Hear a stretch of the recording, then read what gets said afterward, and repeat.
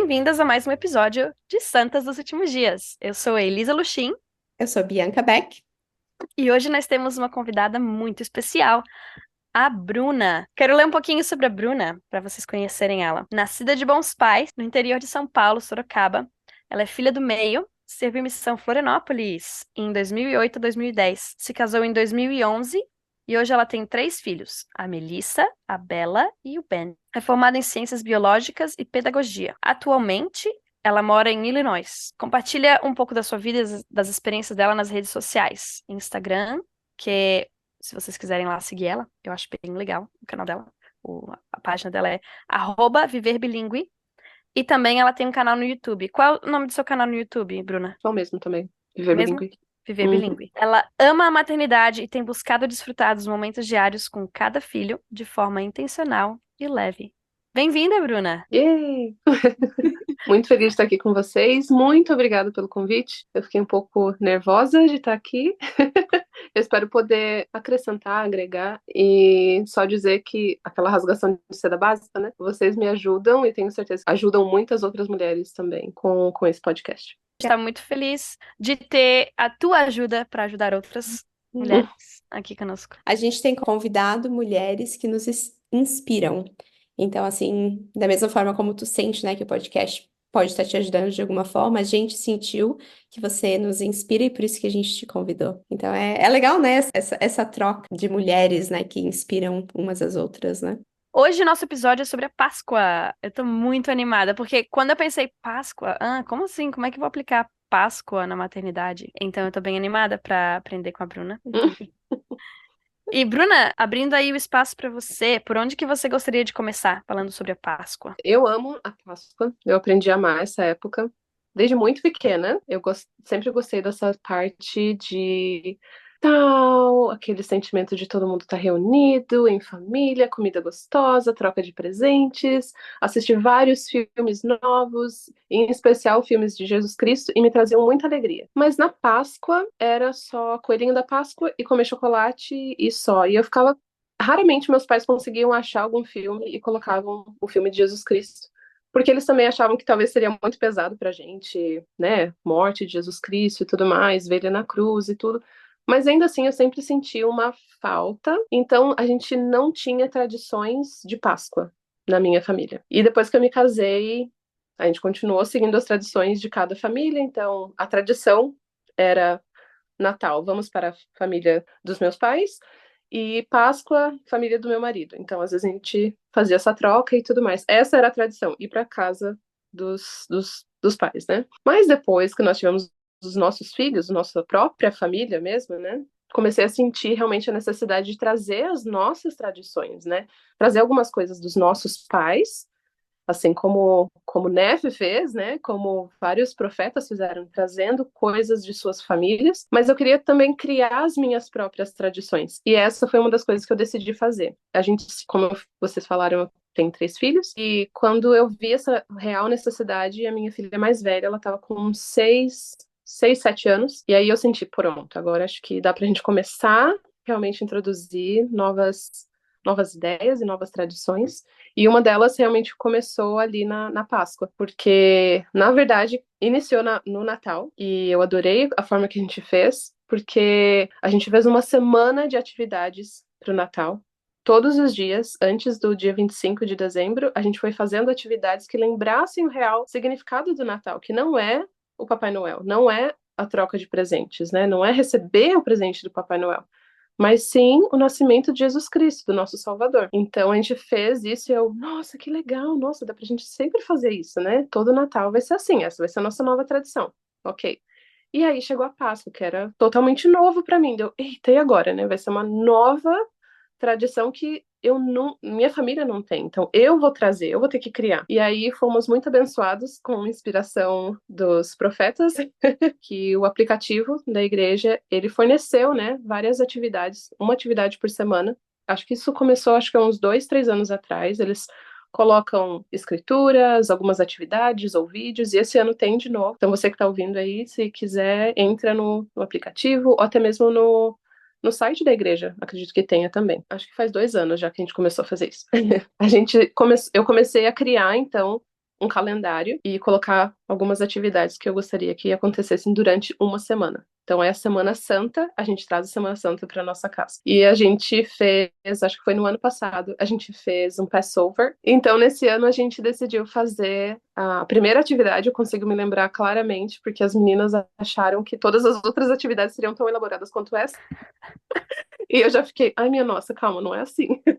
As outras vão ser um pouquinho mais simples. A gente fez, então, um jantar especial, que era para elas entenderem como era difícil para as pessoas lá daquela época, o que elas. Foi muito difícil para elas prepararem um cordeiro, a importância de ser um cordeiro, e por que era um cordeiro, e por que ele tinha que ser puro. E a gente conseguiu explicar para elas. Eles comiam nesse Passover, né, nessa Páscoa judaica. Nesse último jantar, né, da travessia do Mar Vermelho, era uma carne de cordeiro e depois, no final que eles terminavam de comer, tudo eles tinham que queimar, não podiam deixar nada. Comiam ervas amargas, aqui no caso a gente colocou espinafre. Não são tão amargas, né, gente? Porque com criança não dá, né? E aí a gente fez alguns outros complementos ali também para ser um jantar nutritivo também, além de histórico e tudo mais.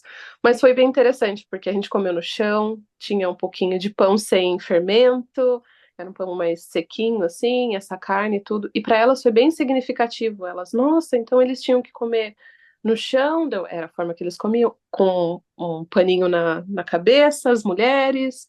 E foi bem interessante, assim, ver a reação delas. Depois disso, a gente foi fazendo as outras atividades e sempre tentando colocar o real significado e importância dessa época também, que não é só a morte de Jesus Cristo, né? Que muitas pessoas falam, ah, é quando Jesus Cristo morreu. Até uma das minhas filhas, que é a Bela, agora ela tá com 5 anos, mas quando a gente começou, ela era pequenininha, ela, ah, é quando Jesus Cristo morreu? Eu, é. Ela, e a gente também come chocolate. Eu, sim.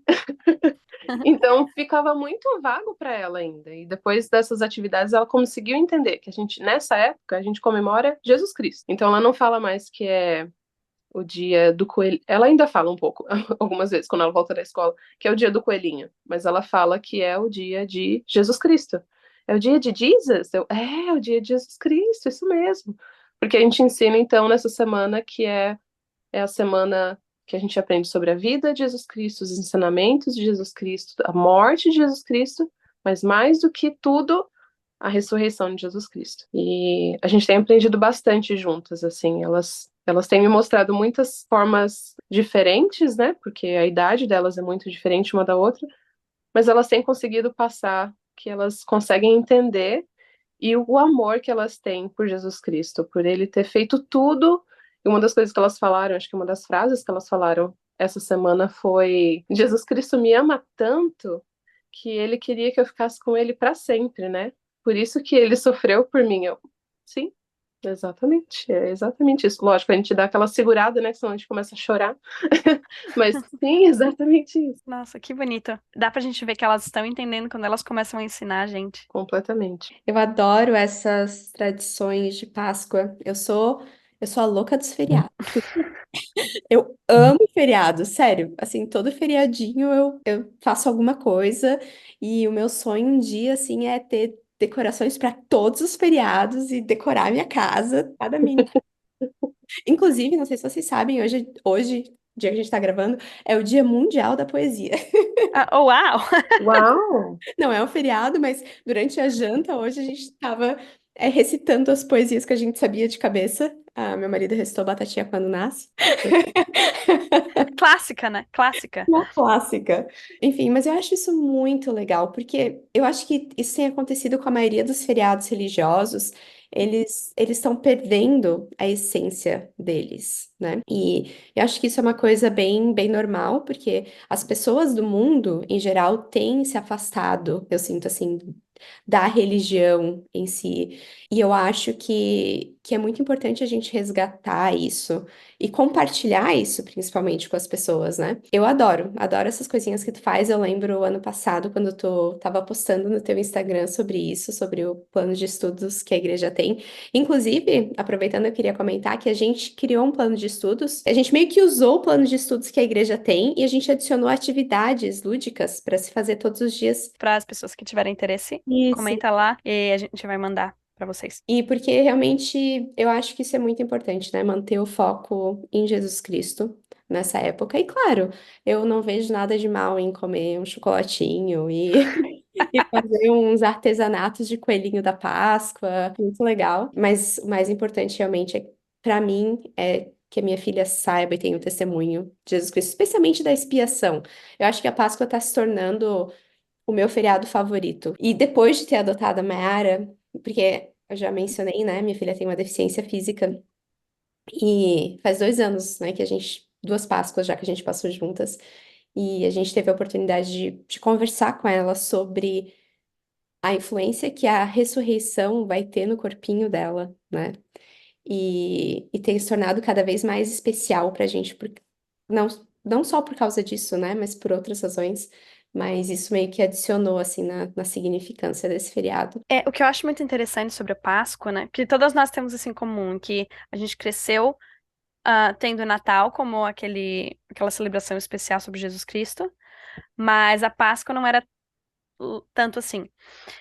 E eu fiz um curso na faculdade que falava sobre as religiões do mundo. E aprendendo mais sobre o catolicismo, eu aprendi que, na verdade, para eles, o feriado mais importante é a Páscoa. Eles têm o calendário de celebrações religiosas que os católicos, católico que católico mesmo segue de verdade, arrisca. E a Páscoa, na verdade, é a celebração mais importante. Porque a ideia é, tá, Jesus Cristo nasceu, mas todos nós nascemos já, mas nenhum de nós ressuscitou ainda, né? Jesus Cristo foi o primeiro a ressuscitar. Então, ele tem a Páscoa é uma celebração muito importante. Se não existisse Páscoa, não existiria Natal. Porque se Cristo não tivesse morrido por nós, sacrificado por nós, ressuscitado por nós, que grande coisa teria sido o nascimento dele? Não teria significado nenhum. Seria a mesma coisa que celebrar meu aniversário. Legal. Mas por que Jesus Cristo realizou a expiação? Por que a gente tem a Páscoa? Então, o Natal tem um significado. E eu acho muito interessante porque ano passado, acho que foi na Páscoa, ano passado, a Conferência Geral caiu bem na Páscoa, se eu não me engano. E eu lembro que a maioria dos discursos naquelas sessões da Páscoa, da manhã de Páscoa, foram voltados à Páscoa. E eu me senti como se, eu não lembro exatamente as palavras, mas eu me senti convidada a fazer da Páscoa algo mais importante na minha vida, na minha família, e trazer mais atividades voltadas a Jesus Cristo, né? E me preparar para a Páscoa. E uma tradição, uma prática religiosa dos católicos que eu gosto muito, e eu tenho tentado, na verdade, implementar na minha vida, mesmo que eu não seja católica, é a chamada inveja santa, quando a gente pode ter inveja de práticas religiosas de outras religiões e tentar trazer elas para nossa prática. É um termo científico chamado inveja santa. Eu aprendi isso naquela minha aula. E essa prática que eu gosto muito se chama Quaresma, que pelos 40 dias antes da Páscoa, que começa no Carnaval. Carnaval, na verdade, tem uma origem religiosa, não sei explicar, mas tem. Começa ali no Carnaval, por 40 dias, basicamente você escolhe se abster de algo, de uma maneira a preparar o seu espírito para celebrar a Páscoa, a ressurreição do Salvador. Então, você pode buscar se abster de mídias sociais, se abster de uma comida que você gosta, procurar se abster de qualquer coisa que talvez você faça, às vezes sem pensar, o que você acha que torna você um pouco não tão forte. Na minha mente é como se fosse um jejum, né? A gente jejua por 24 horas de alimento, mas você tá fazendo um jejum de algum ato, de algum comportamento ou alguma coisa que você usa por aqueles 40 dias como forma de se preparar para celebrar a Páscoa, de se purificar, de se santificar. Então, eu acho uma prática Meio muito que, interessante. meio que uma preparação para se aproximar mais de Jesus Cristo, algo assim, né? Eu acho incrível, incrível. A religião islâmica faz, né, algo similar que é chamado de Ramadã. Não dá 40 dias, né, mas é do início de março até o início de abril, que eles jejuam todos os dias durante o dia, né? Enquanto o sol tá brilhando, eles estão jejuando e eles só comem daí depois que o sol se põe. Nós tínhamos vizinhos que eram dessa religião. E era muito engraçado, porque durante o dia a gente não, eles dormiam bastante e faziam muitas orações, sabe? A gente quase não ouvia barulho deles. Mas aí durante a noite, eles convidavam os amigos para virem quebrar o jejum. E daí eles tinham sempre uma grande ceia, assim, sabe? Era algo bem grande. E Aí toda noite tinha um monte de gente caminhando no apartamento de cima. Sobre o Ramadã, como vocês sabem, eu morei por um ano na Escócia e lá eu também pude trabalhar. Então, eu trabalhava num restaurante e uma das pessoas que trabalhava comigo, ele era egípcio. É muito legal, gente.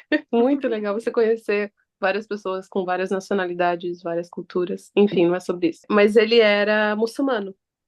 E nessa época do Ramadã, ele estava, então, de jejum, mas estava trabalhando no restaurante. E é jejum de absolutamente tudo: água, comida, tudo, tudo, tudo. Mas ele precisava trabalhar. E aí eu lembro que eu perguntei para ele por que ele fazia isso. Sabe aquela tentação assim, mas por que você faz isso? Tipo, fui aquela pessoa, sabe? E ele falou, porque eu acredito que isso vai me aproximar de Deus. Nossa, me calou assim tão, tão fundo, sabe? Eu fiquei, nossa, não importa o que você, qual religião que você tá seguindo exatamente, se você, lógico que importa, né? Mas assim, no geral, ele tá dando o melhor dele. Né? E tinha também os horários certos para ele descer, ele descia no restaurante e para ele poder se ajoelhar e fazer as orações. E ele fazia isso assim nos momentos certos, sabe? Muito certinho assim nos horários corretos. E uma das vezes eu desci para no estoque para pegar algumas coisas e eu via ele lá naquele momento dele fazendo oração, sabia que ele estava fazendo jejum, mas nesse dia quando eu perguntei, ele falou isso para mim, eu é isso, é sobre isso, é exatamente isso, né? Tudo que nós fizermos, se a gente tiver esse foco de isso está me aproximando de Deus, isso está me aproximando de ser um pouco mais parecido com Jesus Cristo, então acho que a gente está fazendo o que é certo. E acho que foi o melhor e maior exemplo de todos em relação, acho que, a ser um discípulo de Jesus Cristo, né? Muito legal. Adorei isso. Enquanto eu estava lendo as escrituras do Vem Segue-me para essa sessão de Páscoa, uma das coisas que me veio à mente foram os três poderes da expiação de Jesus Cristo. E, se eu não me engano, tem um discurso do Elder Bednar que fala sobre esses três poderes, e eu recomendo a leitura. E um dos poderes é o poder consolador da expiação. E eu tenho um testemunho muito forte sobre o poder consolador da expiação. Eu acho que é muito difícil, assim, como mãe, como mulher, por mais que existam pessoas que já passaram por situações similares à minha. Eu acho que não tem como ninguém entender o nosso coração 100%. E às vezes teve momentos da minha vida assim que eu me sentia muito sozinha. E eu lembro de tentar conversar com algumas amigas e tentar explicar os meus sentimentos. E elas falavam: Ah, sim, eu entendo, mas eu nunca passei por isso, mas eu consigo entender o que você tá querendo dizer, né? E uma coisa é você entender, elas entendiam, mas elas não conseguem sentir, mas Jesus Cristo ele sentiu. E tem duas escrituras que eu queria ler que eu gostei bastante, que reforçam esse conceito, né, do que a gente consegue acessar o poder consolador da expiação. As escrituras ficam em Mosias 3:7 e Alma 7:11. Primeiro eu vou ler Alma 7:11. E ele seguirá sofrendo dores e aflições e tentações de toda espécie, isto para que se cumpra a palavra que diz que ele tomará sobre si as dores e as enfermidades de seu povo. Então ele sofreu, né, as dores, aflições e tentações de toda a espécie. Não tem ninguém, a não ser Jesus Cristo, que tenha passado por essa experiência aqui no mundo, né? Que tenha vindo à Terra. E é por isso que ele é tão capaz de nos confortar. E é por isso que a gente consegue encontrar conforto nele, né? E a escritura em Mosias 3:7 é bem similar e fala: E eis que sofrerá tentações e dores corporais, fome, sede e cansaço maiores do que o homem pode suportar sem morrer. Eis que sairá sangue de cada um de seus poros. Tão grande será a sua angústia pelas iniquidades e abominações de seu povo. Essa escritura é sempre dolorida de ler, assim. Eu acho que com o passar dos anos, né, após a gente vai criando um relacionamento mais próximo com Jesus Cristo, né? A gente vai tendo experiências nessa terra que são doloridas. A gente vai passando por desafios que nos fazem nos aproximar mais de Jesus Cristo quando a gente busca Ele, né? E daí ler essas escrituras Parece que elas doem na gente um pouco, né? Mas eu acho que é porque a gente já passou por algumas dores e aflições e a gente consegue ter compaixão dele no pouco que a gente passou, né? Agora imagina o contrário, né? Quando eu leio, eu penso, eu consigo sentir dor e me faz ficar triste pensar que Jesus Cristo teve que passar por tudo isso, mas imagina o tamanho da compaixão que ele consegue ter. Porque ele passou por tudo isso. E aí ele consegue olhar para minha dor, que é ínfima, comparada com a dele, mas ele consegue ter compaixão porque ele sabe que dói, sabe que machuca. E eu gosto que nessa escritura especificamente fala sobre coisas físicas que a gente pode passar, né? Fala ali dores corporais, fome, sede e cansaço, porque eu acho que às vezes, pelo menos para mim, quando eu busco o Salvador, geralmente por causa das minhas dores do coração, por causa de coisas que eu tô sentindo dentro de mim, assim. Mas a gente também pode buscar o Salvador por causa das nossas dores físicas, por causa da nossa fome, da nossa sede, das nossas condições físicas. Ele entende também. Eu achei isso muito legal. Mas eu quero só conectar então. Já que você estava falando dessas escrituras, são as escrituras da minha lista. Eu fiz o exercício que estava no manual, que falava, o título da sessão era Jesus Cristo tomou sobre si meus pecados, minhas aflições e minhas enfermidades. E aí me ajudou a refletir um pouco mais sobre o que que Jesus Cristo passou, por que que ele passou e o que que isso significa para mim. E essa foi a minha lista. Tem algumas que a Bianca já falou.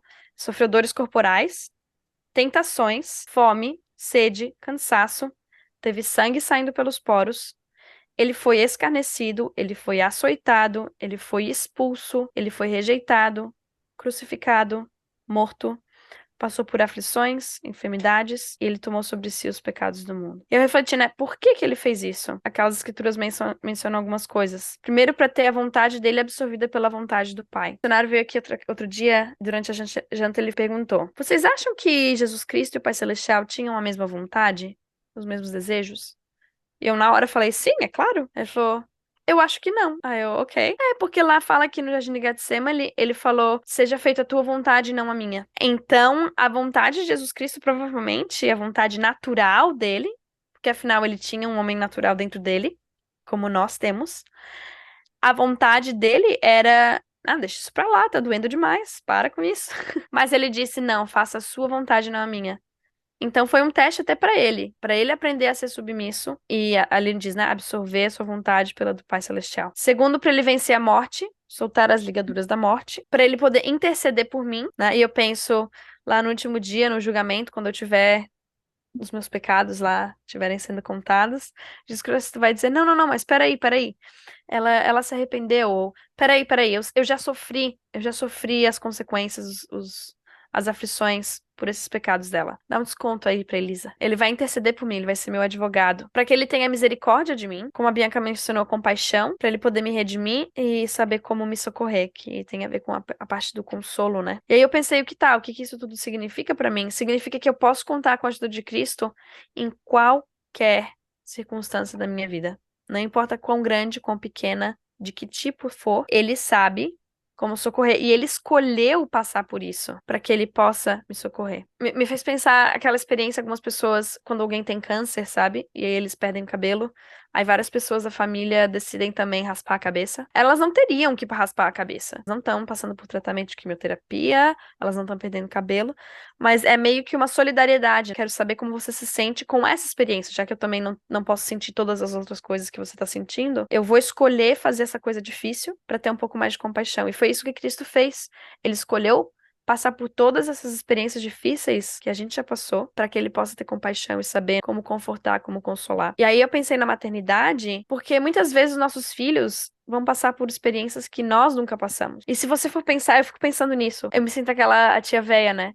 Fala: na minha época? Porque o mundo de hoje, eu vejo os jovens de hoje, é muito diferente da minha juventude. E olha que não faz tanto tempo assim, tá? Eu vou fazer o quê? 30 anos? Então faz o quê? Uns 15 anos atrás eu tinha 15 anos, né? Eu era da Organização das Moças.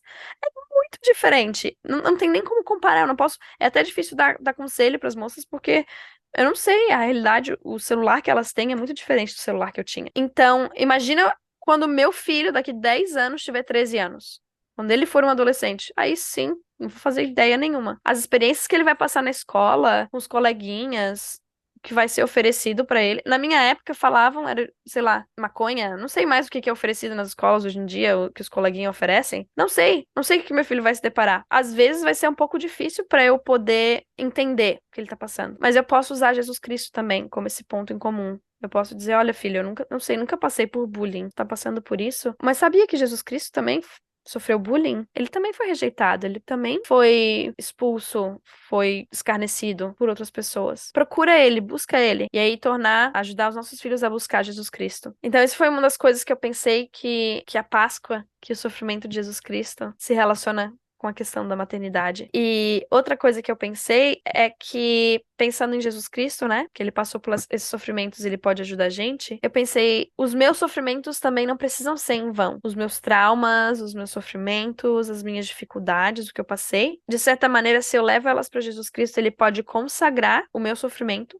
para que aí eu tenha compaixão de outras pessoas que estão passando pela mesma coisa. Tô passando aqui dificuldade, meu marido está procurando emprego, é difícil, é muito sofrendo por causa disso, de ansiedade. Peraí, tem outras pessoas que estão passando por experiências semelhantes. Eu posso agora tirar a minha experiência e usar como maneira de confortar, de consolar, de ajudar as outras pessoas e às vezes talvez até os meus filhos. Tem aquela escritura em 2 Nefe, capítulo 2, versículo 2, que é quando, acho que Leí tá falando para Jacó, daí bem no finalzinho do versículo ele fala: Conheces a grandeza de Deus e ele consagrará as tuas aflições para o teu benefício. Que é exatamente isso que tu tá dizendo. E pro benefício de outros, né? Tive uma época muito difícil de depressão na faculdade e aí eu tive uma terapeuta muito querida, muito boa. E aí, hoje, eu me tornei terapeuta. E eu vejo como o fato de eu ter passado por experiências difíceis, por depressão, eu posso ter um pouquinho de compaixão, um pouquinho de entendimento pelos meus clientes que têm experiências semelhantes, né?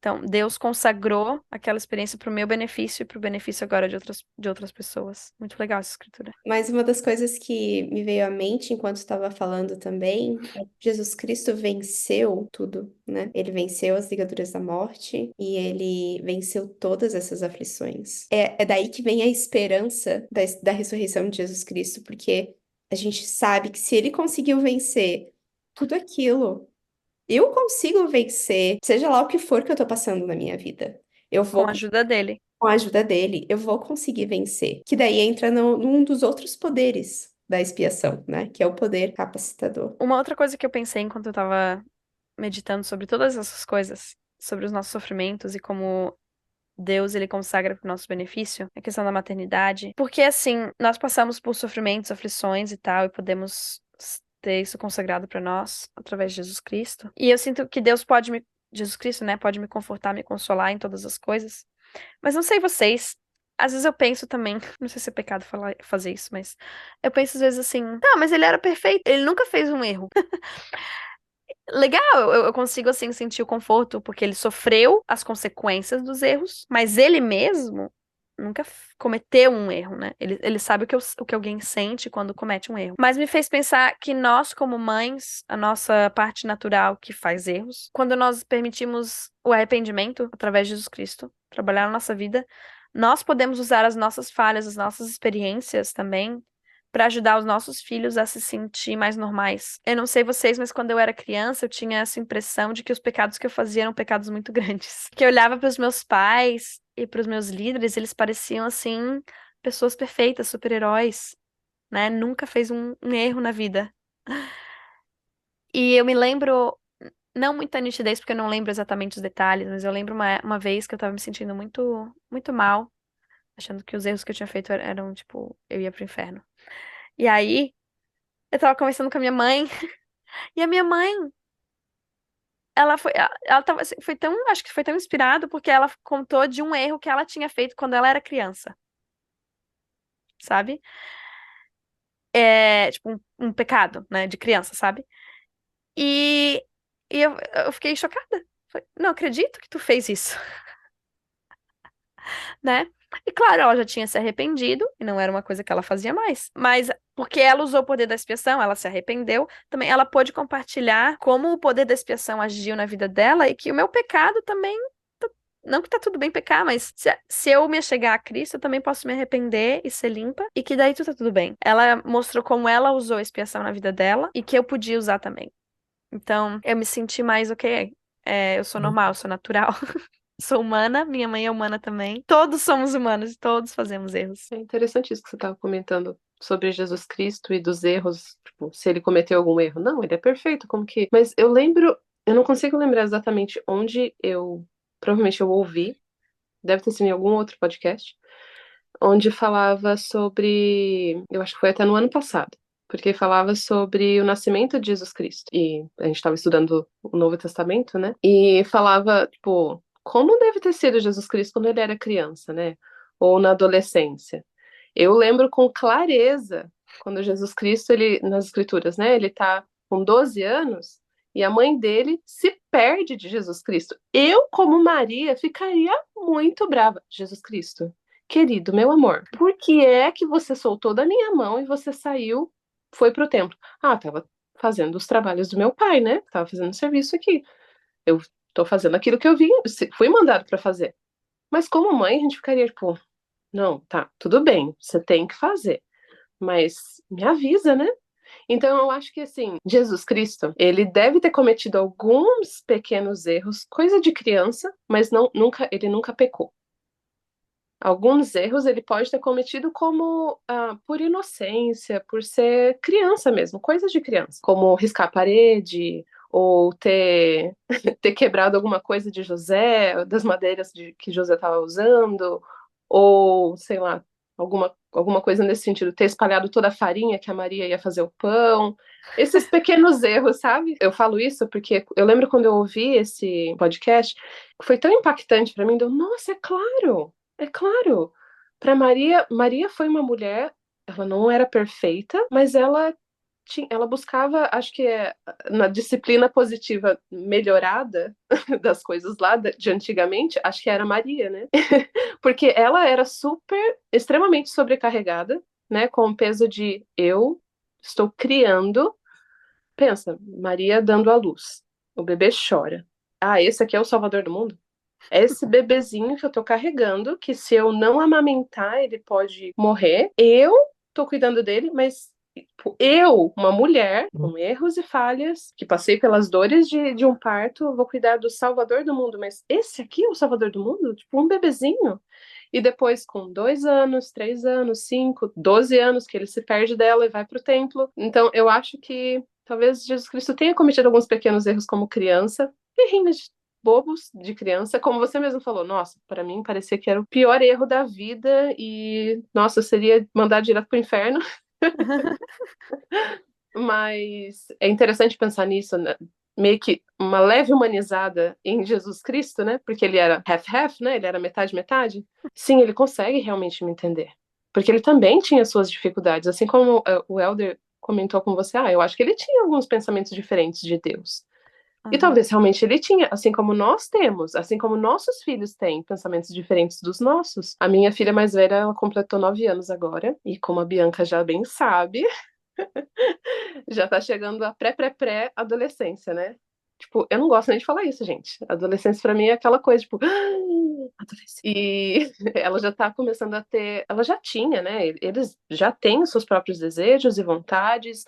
Escolho minha roupa, quero, não quero essa comida. Eles, desde muito cedo, desde os 2 anos de idade, eles já começam a falar sim e não. Só que agora começa a ficar tudo muito mais intencional, né? E eu consigo ver isso acontecendo com clareza e tentar colocar para ela que Jesus Cristo, por ele ter essa parte homem natural e parte Deus de ser perfeito, meio que traz para ela que sim, ele é seu amigo, ele vai te entender. Ele vai estar com você. Então fica mais, digamos que fácil de mostrar para ela, ele sim é que vai conseguir te ajudar quando eu não souber te ajudar. Nossa, muito legal isso.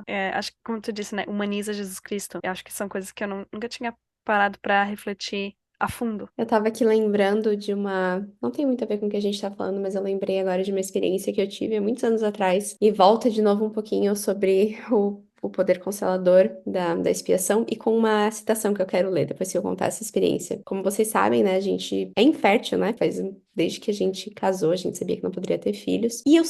Mas eu sempre soube que a gente iria adotar. A gente tomou essa decisão antes de casar. Então, sempre foi uma coisa assim que a gente levava com bastante leveza. E eu lembro de ouvir assim sobre casais que acabaram se separando por causa desse tipo de coisa. E pra mim era uma realidade que eu não conseguia compreender. Porque esse pensamento, né, de que a gente iria adotar e que tava tudo bem a gente não conseguir ter filho. Aí teve um ano que eu tinha duas melhores amigas quando a gente morava em Kansas. E teve um domingo que a gente foi para a organização das moças, porque eu servia como uma das conselheiras, e as minhas duas amigas serviam comigo. E durante a aula das moças, as duas, contaram para a classe que elas estavam grávidas. Descobriram que as duas estavam grávidas ao mesmo tempo. E até aquele dia, eu nunca tinha tido aquela coisa assim, sabe, de tipo, ai, alguém tá grávida. Eu fico triste, eu penso, ai, mas eu não posso. Nunca tinha tido. Mas, gente, naquele domingo, a hora que as duas falaram, tudo ficou preto. E eu pensei, não, mas eu tenho que sorrir, eu tenho que parabenizar elas, né? Eu não posso demonstrar que eu tô chateada. E por que que eu tô chateada? Da onde que tá vindo esse sentimento? Eu sei que eu não posso ter filho, eu já sabia disso, e eu tô ok, eu vou adotar, minha filha tá sendo preparada. E fiquei reafirmando aquelas coisas na minha cabeça, mas o pensamento foi tão forte, foi avassalador, assim, e eu não conseguia sair daquela mentalidade, assim. Eu lembro que eu continuei sorrindo, me segurando, dei parabéns, saí correndo da igreja, entrei dentro do carro, daí meu marido entrou dentro do carro. Gente, eu desabei, mas eu chorei, eu chorei. E daí meu marido conversou comigo, tentando me consolar, mas nada do que ele falava adiantava. E eu lembro que naquele dia eu não conseguia parar de chorar. Assim, eu acho que a realidade finalmente chegou assim pra mim. Eu não posso ter filhos, o filho que nasce da minha barriga, não sei, sabe? E daí eu lembro que eu fiz uma oração e eu tive uma experiência que foi muito, muito sagrada e muito especial, que foi poder sentir o poder consolador da expiação. E eu lembro de ter o sentimento nítido. Nem você consegue entender, nem você consegue entender porque você está tendo esse sentimento. Mas Jesus Cristo consegue, e Ele pode te ajudar. E com Ele, você vai conseguir passar por isso. Você vai ficar bem. E eu lembro de ter esse sentimento e de me acalmar e pensar, mas eu acho que eu não vou ficar bem. E hoje, né, olhando para trás, eu consigo ver que realmente eu só consegui passar por todos esses anos por causa de Jesus Cristo. Porque só ele conseguia realmente entender, mas não só entender, preencher o que estava faltando dentro de mim. E quando eu estava lendo, estudando sobre esse tópico, teve uma citação que eu gostei muito do discurso da Sister Reina e Aburto. Eu acho que foi da Conferência Geral 2021. E diz assim: Por intermédio da expiação redentora e da ressurreição gloriosa de Jesus Cristo, corações despedaçados podem ser curados. A angústia pode se transformar em paz e o desespero pode se tornar esperança. E quando eu li isso, ela meio que traduziu os sentimentos que eu tive, assim, sabe? Porque realmente foi o que eu senti. Eu lembro que eu senti o meu coração quebrando aquele dia, mas eu lembro de poder sentir esperança por causa da expiação. E claro que a minha situação é uma situação ainda bem de leve, né? Mas eu também sinto que cada pessoa vai ter a sua dificuldade e aflição, né? E é muito reconfortante ter a expiação nesses momentos, né? Obrigada por compartilhar, de verdade. É exatamente isso que a gente está comentando aqui, né? Tem muitas coisas que a gente não vai conseguir ter completa empatia, né? Eu tenho compaixão, eu imagino que deve ser uma dor muito, muito grande, mas a completa empatia é somente com Jesus Cristo. Somente através dele. E é um exercício, né? Você não vem, tá. Então agora eu sinto que Jesus Cristo, ele me entende. Pronto, tá tudo bem, vamos, vida que segue, tá tudo ok. Não, é um exercício, a gente precisa buscar, né, para ser realmente curado. É aquela coisa de quando o nosso filho se machuca, o Ben tá fazendo isso, ele só tem um ano. Ele bate o dedinho, ele vem correndo para eu dar um beijinho. Então ele vem me procurar, às vezes eu não vejo que ele se machucou. E isso acontece conosco, né, em qualquer situação. Quando a gente se machuca ou quando o nosso coração tá machucado, a gente tem que correr atrás do Senhor, né? Tipo, Senhor, por favor, dá um beijinho aqui porque Só assim para eu ficar bem, né? Estudando essa aula eu tenho aprendido bastante. Eu gostei muito porque o tema de Páscoa, como eu comentei, é um tema que eu gosto muito. E tem uma parte no manual que fala sobre Jesus Cristo pode purificar e me ajudar a me aperfeiçoar. Então fala bastante sobre a graça e é um conceito que para mim era muito difícil de entender, sabe? Para mim as coisas ou elas são muito claras, ou se elas ficam muito difíceis, eu preciso estudar elas até o ponto de que elas fiquem claras para que eu consiga passar para qualquer pessoa. E, na verdade, esse foi um dos motivos que eu estudei, que eu fiz pedagogia, para conseguir explicar o que é mais difícil da forma mais fácil, em especial para os meus filhos. Né? Era para eu conseguir entender elas completamente e fazer as coisas se tornarem mais fáceis para explicar para elas, para entender o que elas estavam passando. Mas nessa parte, é, eu não vi no manual físico sobre esse discurso, mas ele no celular, no aplicativo, tem uma fotinho assim, onde está meio que anexado esse discurso que é da força dos jovens. Esse discurso é a diferença positiva efetuada pela graça de Jesus Cristo, do primeiro conselheiro da Presidência Geral dos Rapazes, Brandley Wilcox, acho que esse é o nome. E ele começa a contar uma história sobre um rapaz que volta da missão, mas o ponto alto, assim, para mim, desse discurso é quando ele fala que o Salvador oferece a sua graça, o poder capacitador, o auxílio divino e a investidura de seu poder por meio da qual passamos de seres falhos e limitados que somos agora a seres exaltados. Um estudo de acompanhamento mostrou que a crença na graça estava conectada a níveis mais elevados de gratidão, autoestima, significado na vida, satisfação com a vida e otimismo. Em outras palavras, as pessoas sentem menos vergonha e mais autoestima quando entendem que a graça está disponível aqui e agora, não depois de conquistá-la ou merecê-la. Quando sabemos que Deus nos ajuda, independentemente do que tenhamos feito ou quantas vezes sintamos que o decepcionamos, nós nos sentimos inspirados a continuar tentando. Quantas e quantas vezes nós, como mãe, sentimos que falhamos, que erramos? Aquela hora de colocar a criança para dormir era para ser o momento mais mágico, mais lindo, mas a criança ela levanta para beber água, ela levanta para te dar um beijo, ela levanta para te contar uma história, ela levanta para contar o que aconteceu na escola, e aí você estraga aquele dia que foi tão lindo, tão mágico, tão instagramável, né? E aí daí a criança finalmente vai dormir e você fecha a porta do quarto, se joga lá no sofá ou na sua cama e o que acontece? A culpa vem. E a gente se sente a pior mãe do mundo. Ai, eu sou a pior mãe do mundo, eu poderia ter falado melhor, por que que eu não falei assim? Mas se a gente realmente ter isso na nossa mente, de que a graça, ela vai nos fazer ser melhores, a gente vai conseguir pensar de uma forma melhor, acho que a gente vai ser menos cruel com nós mesmos, né? Eu acho que, e eu tô falando de mim, gente, eu estou falando de mim. A gente se coloca muito para baixo, né? A gente se julga demais e pode sim estar muito relacionado com o que a gente vive, né? A forma que a gente vive hoje em dia de ter Instagram, ter YouTube, Facebook, todas as redes sociais possíveis, onde você, infelizmente, não é uma coisa intencional, eu vou ser como aquela pessoa, eu vou me comparar. Você não vai com aquela intenção, mas você vê aquilo, nossa, é admirável, é bom. Eu vou tentar fazer igual. Só que você esquece de que seu filho, ele não tem a capacidade de se ajoelhar para fazer uma oração, ou não tem a capacidade de esperar 2 minutos para você colocar o prato dele, ele já vai puxar, vai cair tudo no chão. Então você esquece dessas coisas. Que naquela família que postou aquele vídeo que foi bonito, não tô falando que a pessoa que faz o vídeo sempre é, como fala? Tudo preparado. Não, algumas até são, né? E a gente tem que tomar cuidado com isso. Mas nem todos são.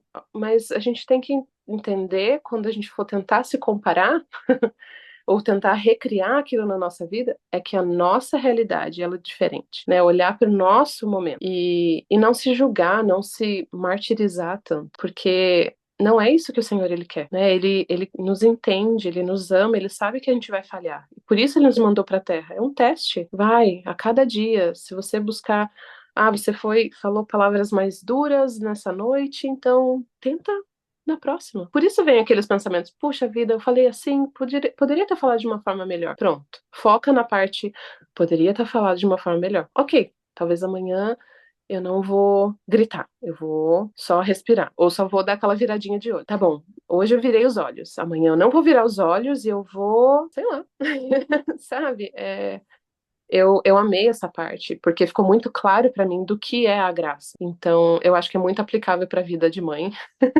Eu adorei que tu falou sobre a revirada de olho, porque ontem a minha filha me perguntou, Mami, por que que tu vira o olho assim?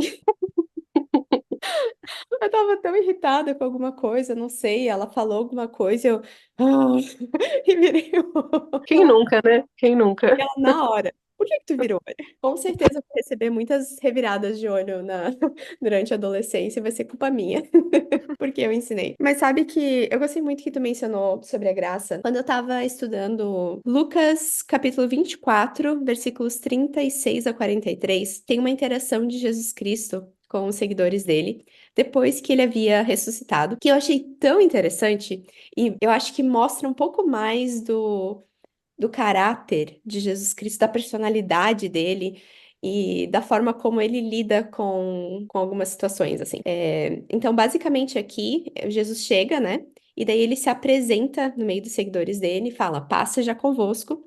E daí as pessoas ficam espantadas, e porque eles pensaram que era um espírito. E daí Jesus Cristo fala para eles, no versículo 38, por que estáis perturbados? E por que sobem tais pensamentos ao vosso coração? Aí ele fala, no 39, vede as minhas mãos e os meus pés, que sou eu mesmo, apalpai-me e vede, pois um espírito não tem carne nem ossos, como vedes que eu tenho. Daí ele mostra as mãos e os pés, e daí no versículo 41 fala, e não crendo eles ainda, por causa da alegria e maravilhados, disse-lhes: tendes aqui alguma coisa que comer? E daí ele pede comida, né, para provar que ele não era um espírito e provar que ele tinha um corpo de carne e osso, né, que ele havia realmente ressuscitado.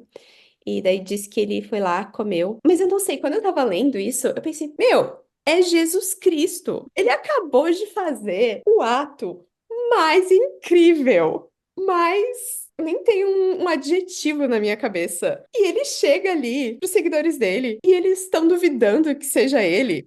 Primeiro, eles já sabiam que isso ia acontecer. Jesus Cristo já havia ensinado eles.